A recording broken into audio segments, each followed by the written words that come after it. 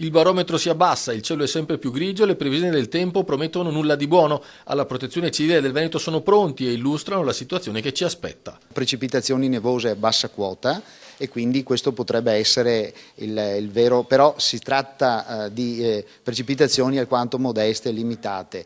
Roberto Tonellato dirige la Protezione Civile regionale, la neve arriverà, magari non moltissima, ma arriverà. Dovrebbero iniziare queste precipitazioni da mercoledì pomeriggio e procedere la giornata di giovedì fino a tarda notte. Le nevicate saranno ovviamente più sostenute in montagna, ma la neve, preceduta dalla pioggia, non mancherà in pianura e anche sul litorale. I protocolli operativi sono ormai fissati da tempo e la struttura è pronta ad intervenire. Il protocollo è collegato a tutti i sistemi di controllo viari principali, quindi si attivano gli enti preposti per quanto riguarda la viabilità principale. Se servirà, i comuni si attiveranno con i mezzi necessari a scongiurare situazioni critiche. I cittadini avranno quel servizio che di solito viene effettuato e quindi da macchine spargisale e quant'altro fosse necessario per intervenire al fine di assicurare l'incolumità in generale della popolazione. In considerazione della possibile formazione di ghiaccio che nei giorni scorsi ha paralizzato la linea ferroviaria fra Venezia e Trieste, la Protezione Civile raccomanda agli enti gestori di strade e ferrovie di assumere ogni iniziativa utile a garantire la funzionalità e la sicurezza.